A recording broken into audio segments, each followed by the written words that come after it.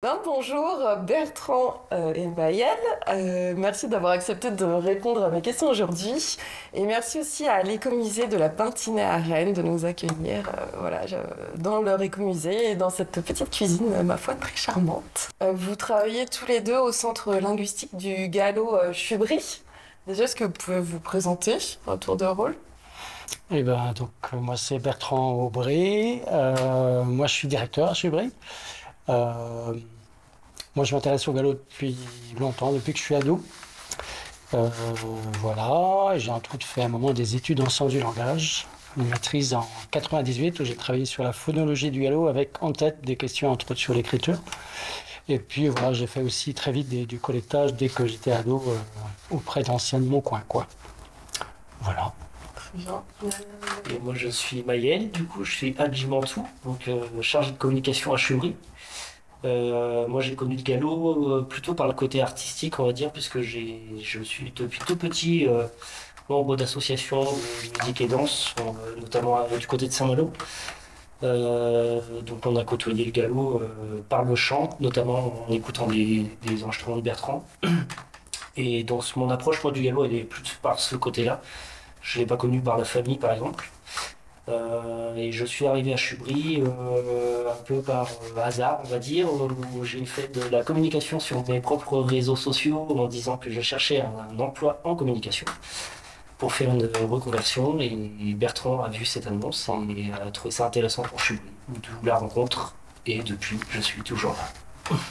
Et c'était pour un contrat pro. À l'époque. Ouais, qui marche. C'est ça. Est-ce que du coup vous pouvez présenter Chubry? Alors oui, Chubry, le, le but de Chubry, c'est comme beaucoup d'autres associations, c'est de contribuer à la transmission de la langue. Euh, et nous, on a aussi une spécificité qui est de vouloir contribuer à la transmission de la langue dans le respect des droits culturels. C'est-à-dire qu'on a une attention particulière au respect du galop de tout le monde, de chaque personne aussi. Donc on a une attention à la diversité dialectale. Donc voilà, donc comme d'autres structures, on veut transmettre la langue.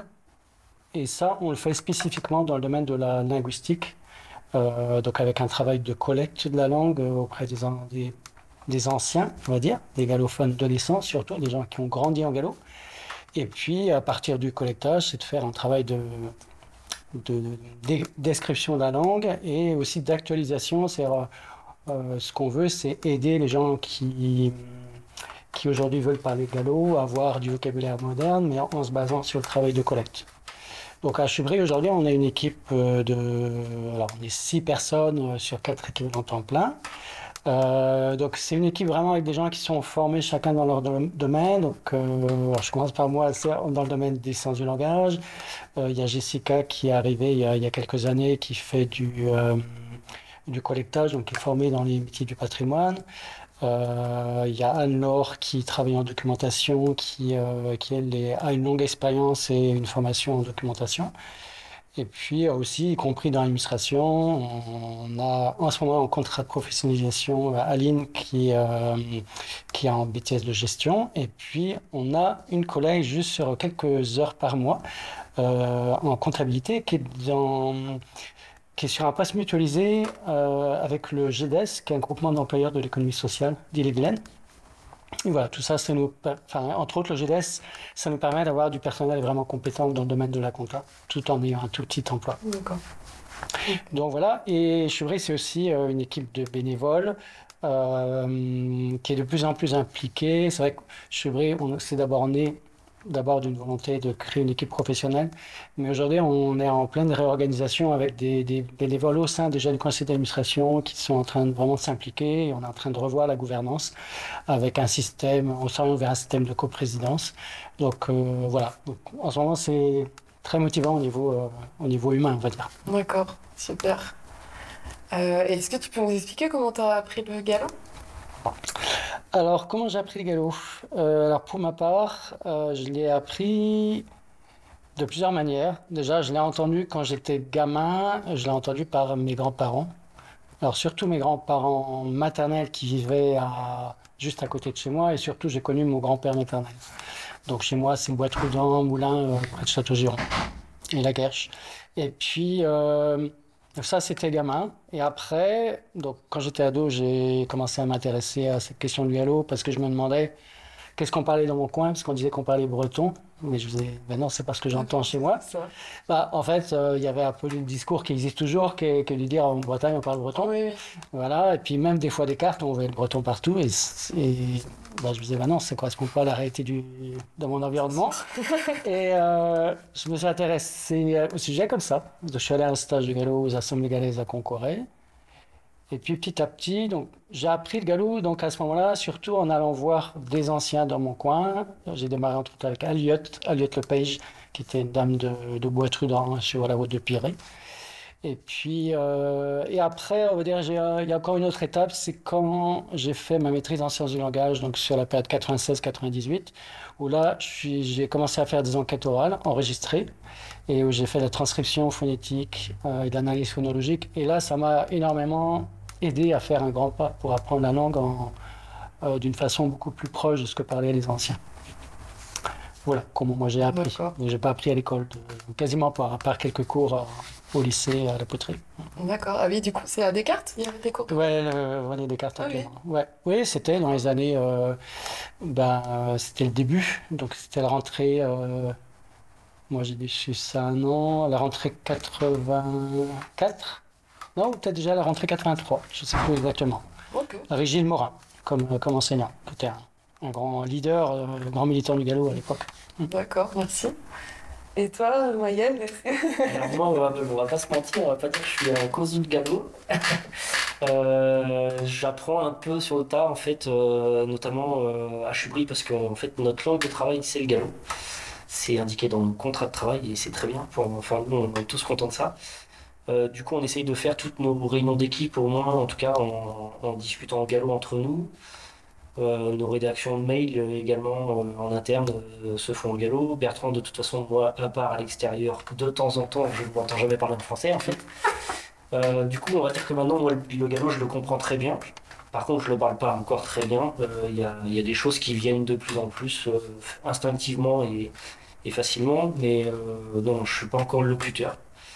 Le plus frappant pour moi, en fait, c'est de me dire que par contre, j'ai plein de mots de gallo que j'utilise depuis que je suis tout petit, sans savoir que c'est du gallo. Et on se fait la réflexion régulièrement sur des expressions ou des mots que j'utilise, qui pour moi sont du français, entre guillemets, et en fait sont des expressions et des mots gallo, quoi. Je connais ça aussi. Ça arrive souvent. Oui, je crois que c'est pas hyper exceptionnel, quoi. Non. Quelles sont les actions de Chubry? Sur quoi est-ce que vous travaillez? Alors, à Chubry, en gros, l'activité, donc, bon, comme de structure, on va faire de la sensibilisation au galop. Voilà, on a des actions qui sont un peu communes qu'on retrouve dans d'autres structures sur le galop. Mais nous, ce qui est vraiment spécifique, comme je le disais tout à l'heure, c'est qu'on travaille vraiment sur la linguistique du galop. Donc, ce qu'on fait, on va dire, ce qu'on appelle la collecte, qui regroupe à la fois de la collecte de documents, donc le travail de documentation, mais surtout la création de documents, enfin d'archives sonores, via le travail que fait principalement Jessica, qui est du travail sur, voilà, où on va rencontrer des anciens pour les enregistrer et faire des enquêtes avec eux. On pourra en reparler si besoin. Donc ça, c'est le travail qu'on résume par la collecte. On a un autre travail qui est plutôt de produire des données. Alors, c'est une grosse partie de notre travail en fait. Produire des données, c'est-à-dire qu'on va écouter les enregistrements, par exemple, voilà, casque ou des enceintes. Et donc ça pourrait être que, par exemple, on va transcrire un peu du texte, par exemple, pour ce qui va servir ensuite à des rubriques en ligne où on va transcrire un bout d'enregistrement d'enquête avec enfin, on va la transcrire avec de la traduction après. Donc ça peut être ça, juste transcrire du texte, c'est ce qui demande le plus de temps, on va dire. Mais ce qu'on fait le plus, c'est de la transcription de vocabulaire. Donc ça peut être les noms de lieux, parce que c'est une thématique qu'on a beaucoup développée, la forme galaise des noms de lieux, des communes, des lieux-dits. Et puis ça peut être aussi du vocabulaire, voilà, pour une base de données qui s'appelle Chumétive. Pour les noms de lieux, c'est Chubandreux. Et voilà, bon, l'idée c'est de d'extraire le vocabulaire de nos enquêtes pour le mettre en ligne. On va aussi exploiter des documents écrits, aussi, ça peut être des documents du domaine public ou des documents pour lesquels on a des accords des auteurs des manuscrits, par exemple, ou des familles qui nous autorisent à publier le vocabulaire dans Utile. Donc ça, c'est la production de données. Et il y a une autre activité qui est liée, parce que bon, c'est vraiment l'analyse, c'est l'étude de la langue. Donc je dis c'est lié parce qu'en fait, quand on va transcrire du vocabulaire, il y a des moments où on se dit, ah mais c'est quoi la prononciation de tel mot par exemple, juste pour donner un exemple, il y a des gens qui font juste la différence entre un E et un E, puis il y a des gens qui font la différence entre trois voyelles, un E et un E. Voilà, trois voyelles. Bon, je ne vais pas rentrer dans trop de détails, mais en tout cas, selon les coins, il y a des voyelles qu'on distingue ou pas. Et puis, voilà. Donc, notre travail, c'est ça, c'est d'étudier ça et après, de vulgariser, soit directement via les bases de données, soit via des articles en ligne ou voilà, on a des idées de développer d'autres outils de vulgarisation comme des vidéos. Et puis, le quatrième volet, qui est la suite logique, c'est on a une activité de traduction. On va, voilà, on répond à des besoins de traduction, enfin des demandes de traduction, que ce soit par des communes, des entreprises dans certains cas, ouais, voilà, des associations, des collectivités locales. Et nous, notre approche, ça va être de traduire d'une façon localisée. Donc, quand on parle de traduction localisée, c'est-à-dire qu'on va adapter le texte qu'on rend aux besoins. Si par exemple c'est un texte qui est pour une asso régionale qui veut communiquer à toute la communauté linguistique, on va dire, on va traduire plutôt dans une langue avec les formes les plus courantes. Okay. Donc c'est un peu une sorte de galop théorique dans le sens où on va choisir les formes les plus courantes pour que ce soit compris par la plupart des gens. Mais si on travaille pour une commune, on va plutôt essayer, surtout si on fait du collectage, je vais parler un exemple assez rare en ce moment, si on a fait du collectage, on va essayer de rendre un texte qui est le plus proche de la langue locale. Voilà. Schématiquement, c'est les quatre domaines. Donc, l'aspect collecte, l'aspect production de données et diffusion, l'aspect production de connaissances et diffusion, la vulgarisation, et puis le quatrième volet, la traduction. Ok. Voilà. Très bien, merci. Moi, j'ai une question au niveau vulgarisation. Est-ce que, j'ai vu que vous aviez sorti, là, il n'y a pas longtemps, des affiches. Ça fait partie de ce... Alors, ça fait partie, alors là c'est pour la traduction, c'est vrai, c'est vraiment dans le cadre de l'activité de traduction, mais c'est un partenariat qu'on a fait avec une petite entreprise individuelle qui c'est Monsieur Monotte, donc qui est dirigé par Jacques Monotte, qui est implanté, j'ai un truc c'est à Brest ou à Quimper, mais en tout cas dans le Finistère, et qui a produit surtout des affiches en breton ou en français, mais sur la thématique de la Bretagne, et il souhaitait développer des affiches en gallo. Donc on lui a proposé, là on a vraiment travaillé en équipe, on a proposé une série de mots qui nous semblent les mots soit les plus courants, soit des mots utiles pour la vie courante. Et on l'a testé, on a commencé à en présenter à la Galisie en fait à Monterfil fin juin. Et beaucoup de gens se sont arrêtés parce qu'ils voyaient en grand des mots affichés, des mots qu'ils connaissent comme Savati, Shemanize, des mots comme ça. Donc ça fait partie de la vulgarisation liée à l'activité de la traduction. Avec Maëlle, on a mis en place aussi des pages web où on appelle ça des fiches de traduction, c'est des fiches thématiques. Par exemple, la dernière, c'était sur les abeilles. Tu peux en parler peut-être un peu? Ouais. En fait, je suis parti du principe de prendre un peu le système de marronnier en fait, qu'on va utiliser en communication, en marketing, pour essayer de prendre des sujets qui vont parler plus concrètement aux gens et qui peuvent permettre de leur donner des petites astuces pour utiliser du gallo dans leur vie de tous les jours, ce soit en clin d'œil ou pour développer leurs connaissances. Donc on avait commencé cette activité-là par les lexiques de Noël et de la nouvelle année. Donc on avait fait tous les mots les plus importants qui vont aller dans le champ lexical de Noël, plus des formulations pour souhaiter la bonne année et souhaiter joyeux Noël par exemple. Et ça avait plutôt très bien marché, on a eu des très bons retours, du coup ça nous a motivés pour faire d'autres lexiques. Et on a encore plein d'idées en tête. Il ne faut pas hésiter à nous suivre parce qu'il y en aura d'autres à venir. Et donc c'est des fiches où à la fois justement on s'appuie sur notre travail vraiment de recensement, y compris sur des données qui ne sont pas forcément toujours publiées encore, pas disponibles forcément encore pour le grand public. Et puis, dans certains cas, on va forger des termes parce qu'il y a besoin de dire des choses pour aujourd'hui d'une façon un peu différente, parce qu'on ne parle pas des mêmes choses qu'il y a 50 ans. Et de même sur ces fiches-là, on va faire en sorte de mettre toutes les variantes en fait, qu'on va donner pour une expression ou pour un mot, par exemple. D'accord. On va avoir le mot en français et en dessous l'ensemble des mots que nous, on a pu en tout cas recenser en gallo, pour que les gens puissent voir qu'il y a vraiment une diversification qui est assez impressionnante en fait en gallo. Ouais, on va pas toujours forcément être exhaustif, mais au moins on va donner une idée qu'il y a de la variation. C'est ça. L'écriture qu'utilise Chubry, vous l'avez dit tous les deux, il me semble tout à l'heure, est différente de celle qu'on appelle ABCD en gallo. Est-ce que vous pouvez nous expliquer un peu plus ce choix? Ouais. Alors comme je le disais, à Chubry, on a vraiment une attention à... Bon, en fait, on a une attention à restituer la langue telle qu'on la rencontre quand on fait du collectage. Déjà, à la base, c'est ça. Et nous, on ne veut pas choisir un gallo qui serait plus légitime que d'autres. On veut vraiment restituer ce que les gens parlent en vrai.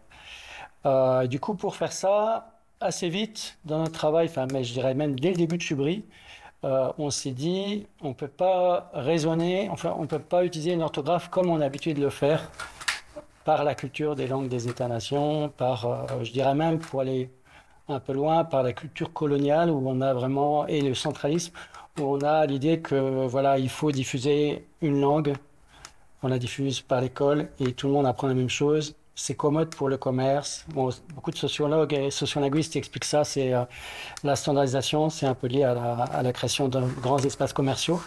Mais du coup, ça a des avantages, le fait de diffuser un standard, mais c'est aussi un désavantage par rapport au respect de la diversité et au respect des personnes aussi. Donc nous, notre travail, ça a été, alors beaucoup mon travail à moi avec ma formation en phonologie, en particulier donc sur la description de la prononciation, ça a été d'essayer d'écrire du mieux possible l'ensemble des prononciations qui existent en gallo, et à partir de ça, de définir ce qu'on appelle des graphèmes, c'est-à-dire une lettre ou un assemblage de lettres avec éventuellement des accents. Donc pour chaque son, on va dire chaque son significatif en gallo, qui a vraiment une valeur, qui sert à différencier différents mots. Donc chaque son, on va lui donner un équivalent avec sa transcription graphique. Donc en fait, dans le système d'écriture qu'on utilise, potentiellement, on peut écrire toutes les variantes. Et du coup, si on vient à la traduction, si on écrit pour un texte qui est destiné à être lu par tout le monde, on va utiliser les prononciations les plus courantes. Alors que si on écrit par exemple, voilà, telle ou telle commune, on va chercher à vraiment respecter les sons locaux. Donc après, en gallo, il y a plein de sons qui sont communs à tout le pays gallo, mais il y a quand même aussi des sons, entre autres dans les voyelles, des sons où ils sont beaucoup plus circoncis à un petit territoire. Et l'idée, c'est que voilà, dans cette écriture-là, c'est un ensemble de règles générales, et dans ces règles-là, il y a entre autres une liste de sons qui ont leur équivalent univoque, c'est-à-dire avec une équivalence unique, ou presque, je mets des exceptions à part, mais on a donc voilà, une liste de sons avec l'équivalent au niveau de la transcription. Et on ne peut pas se tromper. Et du coup, ce qu'on peut dire aussi là-dessus, c'est que notre démarche, c'est pas simplement de répondre à un besoin d'institution ou d'un système scolaire. Notre démarche, c'est de répondre aux besoins de personnes individuellement ou collectivement, de parler aussi dans leur parler spécifique, pas simplement dans une langue de référence. C'est ça l'idée. Je comprends, ouais. Et du coup, en fait, il n'y a pas forcément besoin de retranscription phonétique, alors avec cette écriture-là? En fait, alors c'est différent c'est en un petit peu dans du détail, c'est différent d'une transcription phonétique, dans le sens où en phonétique, on va écrire vraiment, pour prendre un exemple très simple, quand on dit je vais et je fais, phonétiquement, le pronom, c'est pas le même son. On a un je dans le premier cas, je vais, enfin je vais en gallo, et je fais, là, c'est devenu un che, parce qu'il y a une influence du F derrière. Phonétiquement, c'est pas pareil. Phonologiquement, on va dire que c'est pareil, parce qu'en fait, ce qu'on a en tête, c'est un même pronom, sauf que dans la réalisation phonétique, la réalisation avec la bouche, on va dire, on ne peut pas le prononcer de la même façon, donc phonétiquement, ça va être différent. Donc dans l'écriture, on va être plutôt phonologique, c'est-à-dire on va tenir compte du je, du jeu, on va l'écrire avec un J, voilà. Et alors phonétiquement, on aurait écrit différemment. Mais c'est vrai que du coup, par contre, on a une transcription qui est plus directement liée à la prononciation. Dans tous les cas, oui. D'accord. Et ça veut dire quoi, chubri? Alors, chubri, à la base, en fait, c'est un mot qui vient de ce qui devait devenir une collection de livres euh, d'un groupe qui s'appelait Études et Recherches, enfin d'un groupe d'études et de recherche galaise. Donc, qui devait, voilà, donc c'était un projet de collection qui était lié à l'université de Rennes.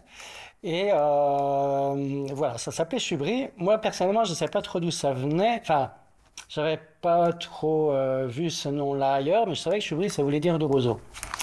Et puis en fait, c'est un peu drôle parce que assez tard, Chubri existait depuis plusieurs années. Un jour, mon père m'a dit, mais quand même, du Chubri, et tu devrais savoir parce que ton grand-père, donc ton grand-père, mon grand-père maternel, il allait couper du Chubri à le temps de Marcilleul. Puisque donc c'est du roseau et aux alentours de Marcy et Robert, des gens allaient couper du chibri pour couvrir les impentis. Donc voilà. À la base, c'est vraiment lié d'un bouquin qui a finalement été unique, d'un bouquin dédié à des questions autour du gallo, hein, des questions universitaires, donc que ce soit de la linguistique vraiment descriptive du gallo, comme des questions plus de le statut de la langue, etc. C'est venu de là. Ok, très bien, merci. En octobre dernier, vous avez organisé une journée de conférences et de table ronde au sujet des langues, des langues minoritaires, il me semble que c'était... Alors, c'était sur un sujet, une entrée un peu spécifique qui était le rapport entre la revitalisation linguistique, donc c'est comment on redynamise la pratique de langue en danger, et donc le rapport entre revitalisation linguistique et droit culturel. Donc c'était une journée, on avait invité, alors surtout le matin, on avait invité plusieurs conférenciers pour parler déjà définir ce que c'est quoi les droits culturels. Donc des droits qui sont liés à la personne plutôt. Et on va promouvoir le fait qu'une personne elle a le libre choix de construire sa propre culture, qu'elle a le droit d'avoir accès à la culture, entre autres la culture locale par exemple, mais aussi à d'autres cultures. Chaque personne a le droit de se forger sa propre culture. Donc il y avait, je ne vais pas dire tous les conférenciers, mais il y avait entre autres Charles Quimbert qui avait été invité, qui a longtemps travaillé à Bretagne Culture Diversité, donc qui est une structure qui a beaucoup travaillé sur les droits culturels.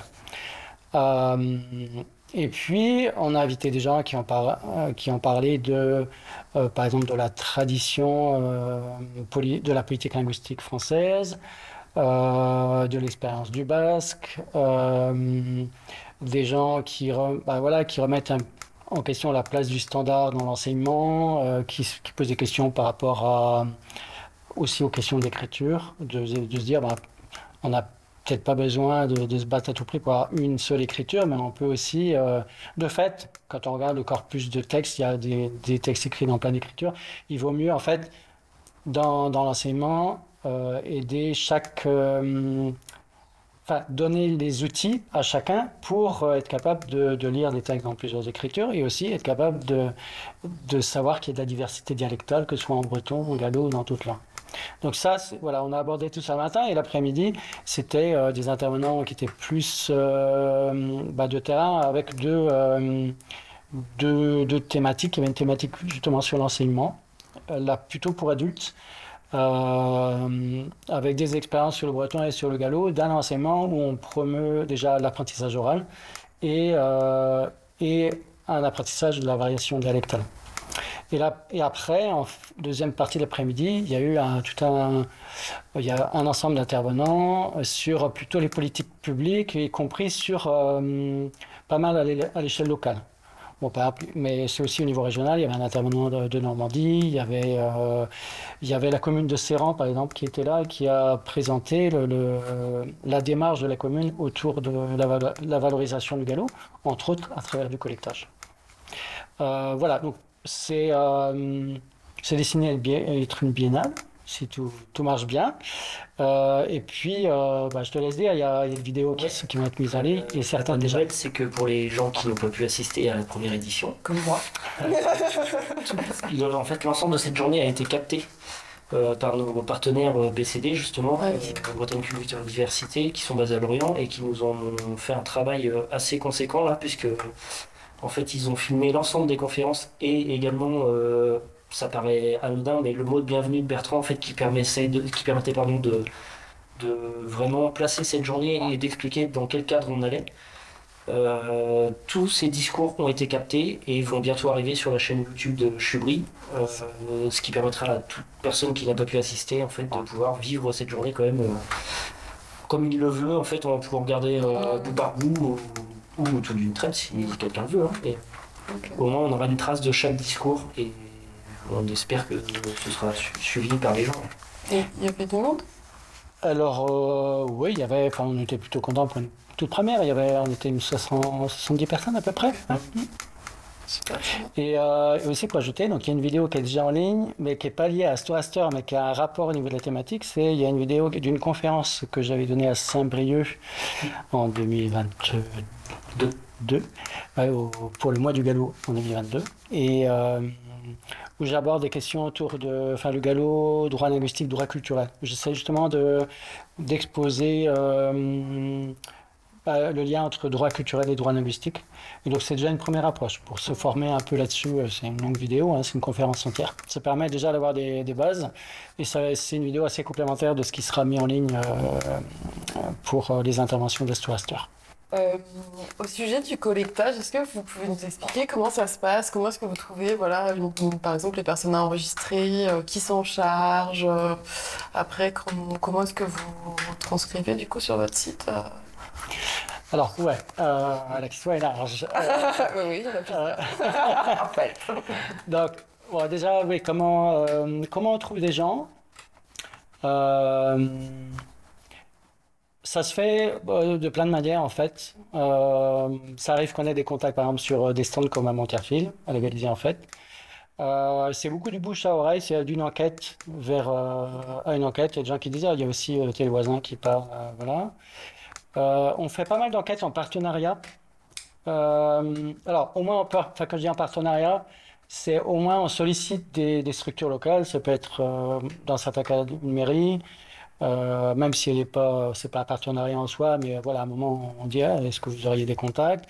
Et ça peut être des assos locales dans le domaine du patrimoine, de la culture, des fois de la chasse, hein, enfin, toutes sortes d'assos qui peuvent nous aider à trouver des gens qui sont, voilà, qui sont des galophones de naissance et qui vont être à l'aise pour rencontrer quelqu'un en enquête.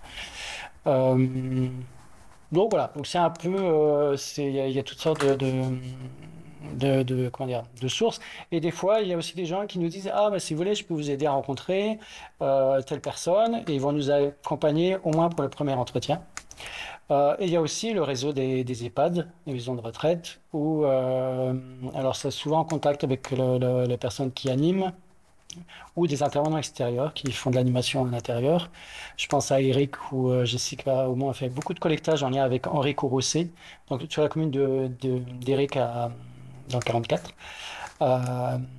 Donc là, c'est Henri Courroucé, c'est quelqu'un qui intervient régulièrement autour du galop dans l'EHPAD, et du coup, ben, Jessica, elle a rencontré pas mal de gens à l'intérieur de l'EHPAD. Donc après, dans l'équipe, il y a surtout Jessica, donc Jessica Aumont, qui fait du collectage. C'est vraiment dans sa fiche de poste, elle est vraiment très orientée là-dessus. Bon là, par exemple, en 2024, elle est pas là pour des raisons personnelles et elle va revenir. Et donc pendant ce temps-là, ben, on est plusieurs à faire du collectage. Il y a Anne-Laure, il y a Aline aussi qui fait un peu de collectage, parce qu'elle parcourt à mon galop. Moi, je pense qu'on va refaire un peu aussi. Voilà, donc ça peut dépendre des cas, aussi des contacts. Parce que bon, l'idée, idéalement, avec des moyens supérieurs, ce qu'on aimerait, c'est avoir en fait des gens, plusieurs collecteurs avec chacun qui va bien connaître le territoire où il va. Parce que c'est plus facile. C'est peu de gens, en fait, ont la capacité vraiment de bien digérer toutes les variantes et est capable de s'adapter localement très vite. Mais bon voilà, donc déjà ce qui serait bien, puis aussi pour des raisons matérielles, hein, de déplacement, c'est d'avoir plusieurs personnes qui font un travail de collecte local. Donc après, qu'est-ce qu'on fait des collectes? En fait, en ce moment, on les valorise de plusieurs manières. Alors, ce que je dis souvent, de toute façon, chez Brie, on fait un gros travail de fond qui est du travail qui sera valorisé dans 50 ans, peut-être, dans certains cas. On crée des archives sonores. Et je pense que dans 50 ans, on sera bien content d'avoir toutes ces archives. On a déjà 500 enquêtes orales. La plupart en audio et un petit peu en vidéo. Donc on sait qu'il y a une partie des choses que de toute façon on ne va jamais valoriser directement à court terme. Donc j'ai déjà parlé d'une valorisation qui est d'écouter les enregistrements et de faire de la transcription de vocabulaire. On a un partenariat avec Bretagne Culture Diversité, avec la chaîne de Tayamai, où voilà, c'est vraiment produit par BCD et c'est des enregistrements. Alors c'est pas forcément l'enquête complète, mais c'est des bons bouts d'enquête. Là en vidéo, donc c'est assez intéressant aussi de voir la gestuelle par exemple. Et quoi d'autre? Il y a aussi, donc on a des chroniques, je pense à la chronique Café Séreux, donc là sur le site web, c'est dans l'onglet ressources documentaires, où on va choisir, donc là c'est beaucoup de travail de Jessica, elle choisit un extrait d'enquête, et là on fait une transcription, on traduit la transcription et on met ça en ligne. Donc l'audio sur SoundCloud et donc la transcription sur le site web. Ça, c'est des exemples de valorisation. Il y a aussi des valorisations indirectes, c'est des gens qui nous sollicitent. Alors, je pense aux familles. Des fois, plusieurs années après, il y a quelqu'un qui nous appelle qui dit notre père ou notre mère est décédé, on se souvient que vous étiez venu voir, est-ce que vous pourriez nous envoyer un enregistrement? Et d'ailleurs, inversement, les familles peuvent aussi contribuer à notre travail en envoyant des fois des manuscrits de gens de leur famille. Donc voilà, il y a aussi ce qui commence à apparaître, c'est des chercheurs qui sont intéressés par, ça peut être des gens qui travaillent sur la syntaxe du gallo. Donc il y a eu par exemple une thèse de doctorat, c'est de Samantha Becerracita qui a travaillé sur la négation en gallo, une Mexicaine. Et donc là, on lui a envoyé des extraits d'enregistrement par rapport à des sujets qu'elle cherchait.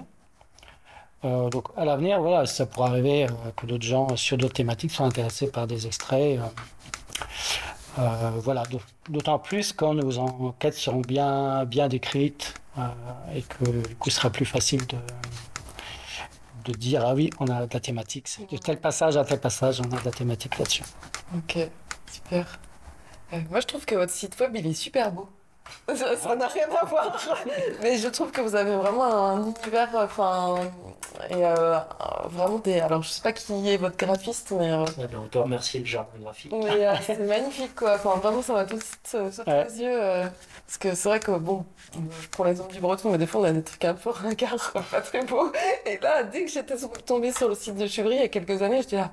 Oui, c'est trop beau, quoi. Donc, Oui, effectivement, on peut remercier le jardin graphique. Dès le début de Chevry, c'était une volonté. Alors c'est vrai que moi je viens avec, on a fait allusion tout à l'heure, mais j'ai aussi ma casquette de chanteur par ailleurs. Et c'est vrai que moi personnellement, j'avais assez envie que dès le début de Chevry, on ait vraiment une belle esthétique. Et donc il y a Séverine Laurent, je crois son nom de famille, qui a créé le graphisme et voilà. Et après c'est Stéphanie Tribalier qui a pris la suite. Tout à l'heure, vous avez tous les deux mentionné la Galésie. En fait, est-ce qu'on peut vous retrouver sur certains événements en lien avec le galop En fait, on essaye maintenant qu'on a une équipe un peu plus dense au sein de Chubry par rapport à avant. En fait, avant que nous, on arrive tous, entre guillemets, Bertrand il travaillait avec Jessica, ils étaient que deux, entre guillemets. Donc ça a été un peu compliqué pour eux d'être présents facilement sur des événements. On essaye maintenant d'être présents sur l'ensemble des événements qui vont être importants dans l'univers du galop en tout cas. Donc on est présent tous les ans depuis quelques années maintenant à la Galésie en fait, à la Boque d'Or à Redon, aux assemblées galaises d'une manière ou d'une autre en fait, que ce soit en tant qu'intervenant ou en tant que stand vraiment. On essaye d'être présent sur Yaounk à Rennes, qui est un événement majeur là pour le coup qui va toucher énormément de monde, donc pour nous ça offre une visibilité vraiment intéressante. Après, en fait, ce qui est intéressant, c'est qu'en fonction de l'endroit où on va aller, notre approche sera pas la même, en fait. C'est que on sait très bien que c'est pas à Yaounk qu'on va trouver spécialement des gens à collecter, par contre. Ah oui, non, c'est sûr. Notre but, ce sera plutôt de mettre en valeur notre association, le travail qu'on fait, pourquoi pas toucher des gens qui seraient intéressés pour devenir bénévoles, en fait, à Chevry. puisque comme Bertrand disait tout à l'heure en tout début d'entretien, c'est que notre but là de fonctionnement de l'association, c'est d'intégrer encore plus les bénévoles dans le fonctionnement en fait. Et donc plus on va pouvoir les intégrer, plus on pourra participer à des événements, plus on pourra se faire une visibilité qui va nous permettre de développer nos activités, on l'espère en tout cas. Mais oui, en soi, c'est ça, on essaye d'être présent sur les événements majeurs, en tout cas de Haute-Bretagne. Pour le moment.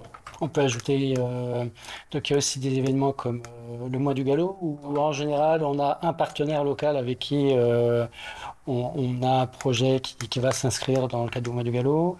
Il y a aussi des partenariats dans le cadre de Migoul, qui est organisé par Bretagne Galaise. Ça, quasiment chaque année, il y a quelque chose qui se passe. Astor Astor en 2023 était dans le cadre aussi de Migoul. On fait aussi des fois sur du un peu plus ponctuel, entre guillemets. On a été contacté par une association qui s'appelle TS Breeze, qui fait de la rénovation de patrimoine, qui faisait une exposition à Cesson-Sévigné sur un site qu'ils sont en train de rénover, qui était sur les piliers de place. Et ils nous avaient contacté pour faire une traduction, par exemple, de cette exposition. Et vu qu'ils faisaient un événement avec une pilière de place, du coup, là, on est venu aussi sur l'événement pour présenter nos activités. Donc, ça peut se faire un peu comme ça, en fait. Des fois, on a des événements qu'on n'a pas spécialement pensé contacter ou qui n'existaient pas, et sur lesquels on peut s'adapter facilement, en fait. Ouais, et ça me fait penser, on a aussi des événements que nous, techniquement, on appelle des restitutions. C'est pas le terme qu'on va forcément utiliser dans la communication, mais ça va être des rencontres où des rencontres publiques, où on va valoriser du travail d'enquête qu'on a fait sur un territoire. Donc je pense que, bon, par exemple, là, le 21 septembre prochain, on va faire une rencontre autour des enquêtes qu'on fait à Séran sur les années 2023-2024. Donc là, c'est un gros projet de collaboration avec la mairie. Voilà, donc ça va être une rencontre où on va proposer à des habitants qu'on a rencontrés de venir un peu parler ou chanter des chansons. Et puis voilà, moi je ferai aussi une présentation un peu plus linguistique de ce qu'on a observé dans le parler de Séran. Là c'est un exemple, et on avait fait aussi une présentation là qui avait été réalisée par Jessica à Grinchamp, donc Grinchamp des Fontaines, près de Nantes, où là, pareil, il y avait eu beaucoup de collectage de faits, entre autres en lien avec Pierre Aubry, que Jessica avait beaucoup rencontré en collectage. Et donc, c'était un hommage à Pierre Aubry.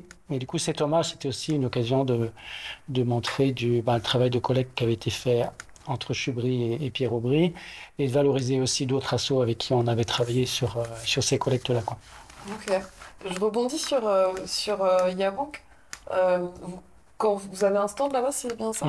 Donc, comment les gens vous accueillent? Enfin, comment ça se passe en fait? Eh ben, c'est assez surprenant, puisque en fait, quand on a tenté la première fois Yabank, honnêtement, on ne savait pas trop comment ça allait se passer. Oui, on n'est pas allé en ayant peur du tout. Non, mais... Il n'y a pas de raison. Mais par contre, est-ce que ça allait intéresser le public en fait, et en fait, on s'est rendu compte que oui. Quand on explique un peu notre travail, pour beaucoup de gens, on reste inconnu quand même en fait, et surtout sur des jeunes. Et on s'est rendu compte qu'à chaque fois qu'on expliquait le travail qu'on faisait, ça touchait beaucoup de gens qui se retrouvaient, alors soit des Galaisans qui comprennent complètement la situation, soit du bretonnant qui est dans une langue qui va être pas spécialement celle qui sera le plus mise en valeur dans l'enseignement ou autre, qui du coup comprend aussi notre démarche. Et ça nous donne des échanges qui sont très intéressants à chaque fois à Yabank en tout cas. Et parfois aussi des contacts de personnes qui peuvent nous aider à travailler soit pour du collectage, soit pour récupérer des documents de famille ou des choses comme ça en fait qui peuvent nous servir à trouver du lexique encore quoi. Et ça arrive aussi qu'on rencontre des gens, je pense à des jeunes qui arrivent, qui disent ah bon, on parle pas breton à Vitré, par exemple. Oui. J'ai compris déjà, moi, des fois je suis étonné, parce que c'est des gens qui ont de la famille qui, a priori, est galaisante, enfin, au moins les grands-parents, arrière-grands-parents, qui découvrent que le galop, ça existe, quoi. Donc c'est aussi un bon moment pour les gens de découvrir la réalité linguistique locale, quoi. Oui, c'est sûr. Et si vous pouviez donner des conseils à quelqu'un qui a envie d'apprendre le galop, ce serait lesquels?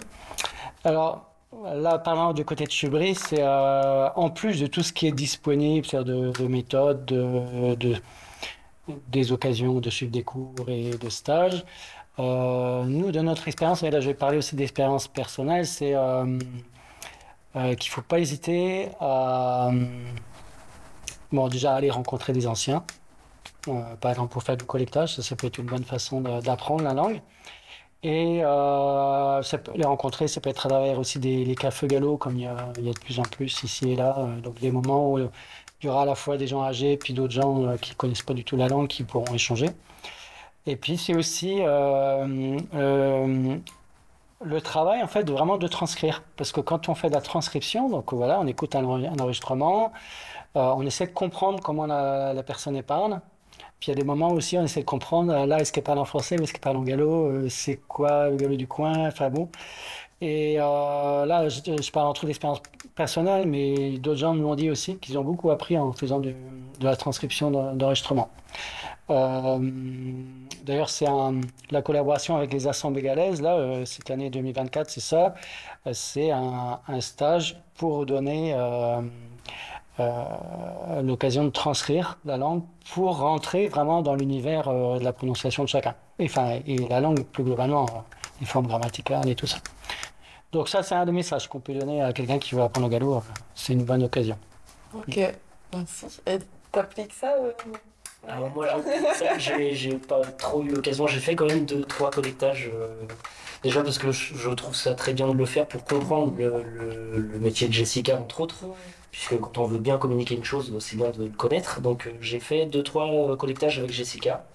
C'est toujours enrichissant. Et puis quand je suis arrivé à Chubly, une de mes premières missions, en plus d'appréhender la communication à Chubly, c'était de retaper en fait un lexique de Cancale, du coup de mon coin en fait, et ça m'a appris pas mal de termes maintenant qui sont restés. Par contre, pas besoin de les retaper à l'ordinateur en fait.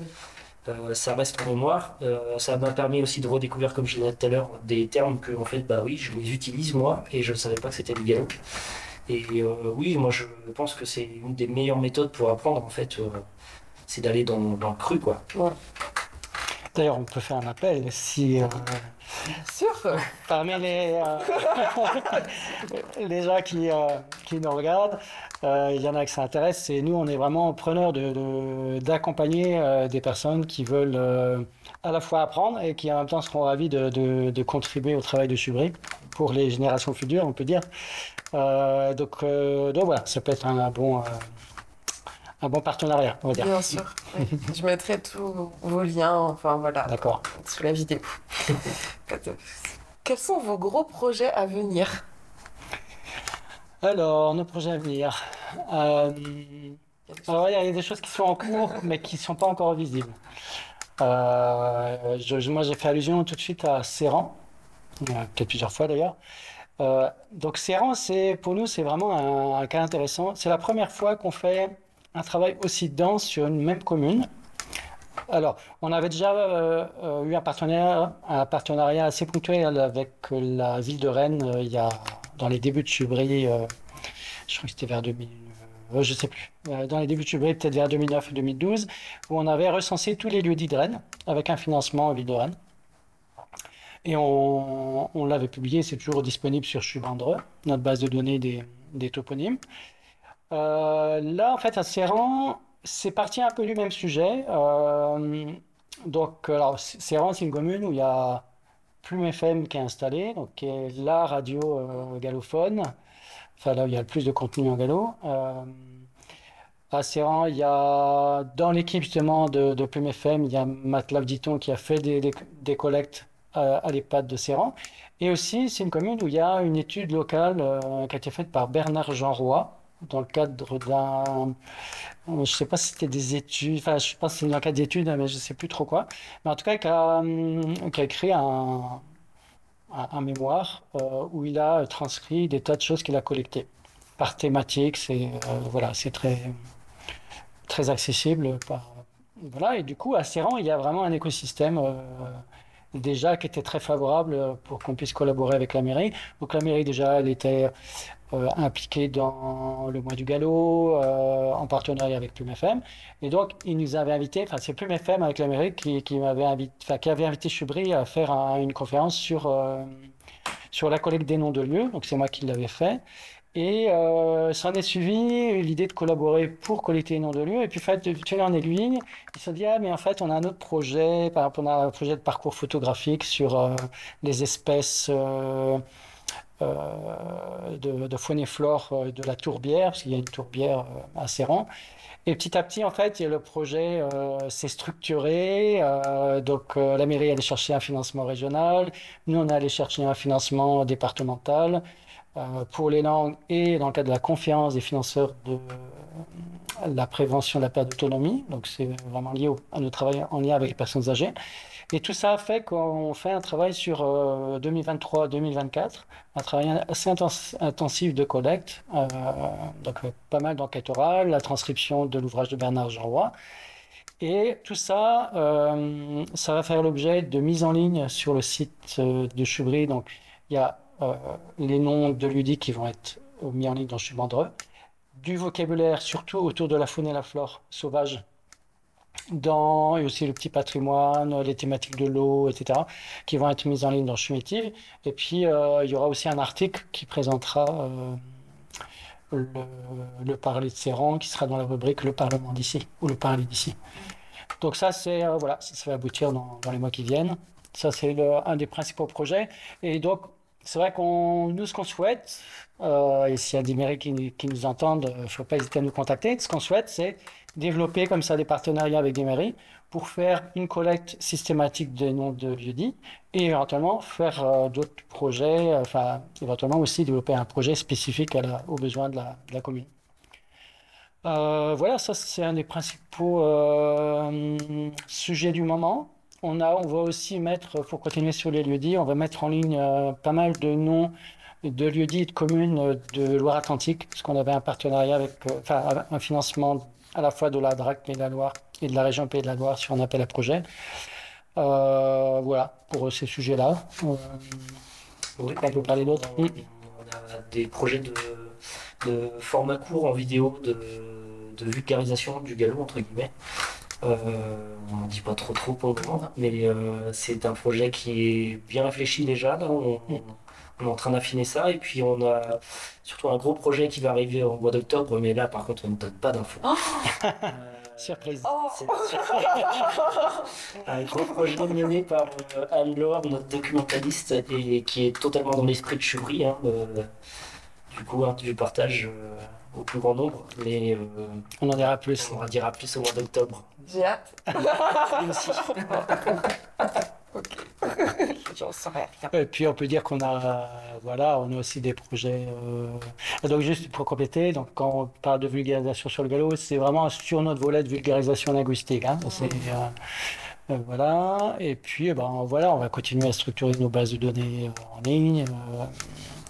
Et puis voilà, d'autres outils en ligne. Enfin, là, de toute façon, c'est un chantier permanent. On a toujours envie de faire plus. Il faut juste choisir les priorités. Je comprends. Comment est-ce que tous les deux vous voyez l'avenir du galop? Alors, si c'est moi qui parle en premier. Alors, comment dire? Moi, je dirais, alors, je parlais déjà en tant qu'ancien qui travaille sur en tant que travaillant depuis longtemps sur le galop. Ce que je vois déjà, c'est qu'il y a eu une sensibilité croissante de la population sur le galop, et ça, c'est beaucoup le fruit du travail de terrain, d'associations comme Beurtin-Galaise, Chubry ces dernières années, vraiment d'assaut local. Et après, ça a été relayé ces toutes dernières années par les collectivités, la région Bretagne, etc. Et voilà. D'un côté, si on regarde les choses aujourd'hui, ce qu'on voit, c'est quand même, par rapport à il y a 50 ans, on a beaucoup moins de locuteurs. Ça, c'est une chose. Et en même temps, comme je disais, il y a une sensibilité croissante de la population, donc ça, je pense que ça va continuer. Puis aussi, on commence à prendre du recul par rapport à la politique linguistique qui s'est en France, qui s'est développée à partir de la Révolution surtout, avec vraiment la volonté d'éradiquer, enfin d'éradiquer, c'est le terme qui était utilisé, les patois, les langues des ploucs, quoi. Et donc voilà. Je dirais, à Chubry, nous, ce qu'on invite à faire, c'est déjà d'avoir une attention sur justement toutes ces questions de la diversité et essayer d'éviter de reproduire le modèle dominant, qui est le modèle où on ne penserait que par un standard. Donc là, l'idée, c'est vraiment voilà, de mettre de profiter, on va dire, de la revitalisation du galop. Ça rejoint Astor Astor, l'événement dont on parlait, de profiter de la revitalisation du galop, sa revitalisation, pour on va dire créer une société plus tolérante au niveau linguistique. C'est moins hiérarchisé avec la belle langue galaise et les parlers locaux, mais plutôt d'avoir un respect de la diversité interne de la langue. Et voilà, et puis que du coup, pour faire ça, ça nécessite que le processus de revitalisation, qu'il soit associatif ou institutionnel, que ce processus-là, il donne vraiment la place à une diversité d'initiatives avec toutes les démarches possibles, parce qu'on a vraiment besoin de tout le monde et aussi de différentes approches, en fait, pour que ça marche, pour on arrive à transmettre la langue. Moi, c'est comme ça que je vois les choses, en tout cas, par rapport à l'expérience et par rapport à ma sensibilité personnelle et la sensibilité de Chubry sur la diversité. Bon. Ok. Et toi? Et moi, je suis totalement d'accord avec ce que vient de dire Bertrand, d'une part. Et j'ai envie de dire, je suis plutôt confiant, en fait, puisqu'il y a une chose qui s'est passée, notamment sur notre génération, où déjà, c'est plus une honte d'apprendre le galop et de le parler. Il y a eu un vrai travail de fait là-dessus où on a quand même, nous, encore beaucoup de personnes dans les collectages. Enfin, surtout quand Jessica va les collecter, on entend encore énormément. Il faut se le dire que les gens, les anciens nous le disent beaucoup. Je l'ai pu parler parce que j'avais plus le droit ou parce que j'avais honte de le parler. Ça, c'est quand même quelque chose d'important à regarder. Mais je pense que c'est quelque chose qui est en train de s'effacer sur notre génération. Où déjà il y a un peu moins de guerre de clochers entre les Bretonnants et les Galaisans aussi, oui, c'est vrai, qui est en train de se lisser un petit peu. Nous, on a bien pu voir sur des actions qu'on a pu faire, on a été soutenus par des associations bretonnantes, et même en majorité. Donc c'est plutôt une bonne nouvelle. Oui, la jeunesse, enfin, je pense qu'elle prend le sujet au sérieux. Après, il y a quand même un point noir, entre guillemets, qui est la disparition des anciens, et il y a une vraie urgence en termes de collectage qui est claire. Il y a des endroits où le galop a déjà quasiment disparu, en fait, où ça devient vraiment compliqué. Moi, je suis originaire du pays de Saint-Malo, au Dol. Ça devient vraiment compliqué là de trouver des locuteurs. Quand on en trouve, pour beaucoup, ils ne veulent pas parler, parce que non. Et autrement, il y en a beaucoup qui sont déjà malheureusement décédés. Donc là, c'est le point qui est le plus inquiétant, c'est vraiment cet aspect-là. Mais autrement, je reste assez confiant par rapport à l'évolution actuelle et de la prise de conscience de se dire que déjà c'est une langue. Mais c'est ça, j'avais de le dire, ouais. Je pense que on va dans le bon chemin pour ça en tout cas. Ouais, je pense aussi. Et du coup, je rajouterais, pour rebondir à ce que tu dis, c'est par rapport à l'urgence de la collecte. Donc du coup, j'insiste, c'est par rapport aux communes. Pour les communes, il faut vraiment que les élus comprennent que, entre autres, tout le patrimoine ce qu'on appelle les toponymes, les noms de lieux, mais aussi les noms de famille, les prénoms, c'est un patrimoine qui est vraiment... C'est un héritage aussi, on peut dire ça comme ça. C'est un héritage qui est vraiment en danger, qu'on peut encore collecter, mais il ne faut pas trop traîner. C'est vraiment... c'est important de le faire. Ouais, on finira là-dessus. Merci. Merci à tous les deux d'avoir répondu à toutes mes questions. Merci Belobin. Ouais, merci à vous. Je ne suis pas à l'aise encore. Et puis, merci encore une fois à l'écomusée de la Bantinée à Rennes de nous avoir accueillis. Et puis, à santé à revers. À santé à revers, ouais. Ou à Servet, comment dire. À Pireux.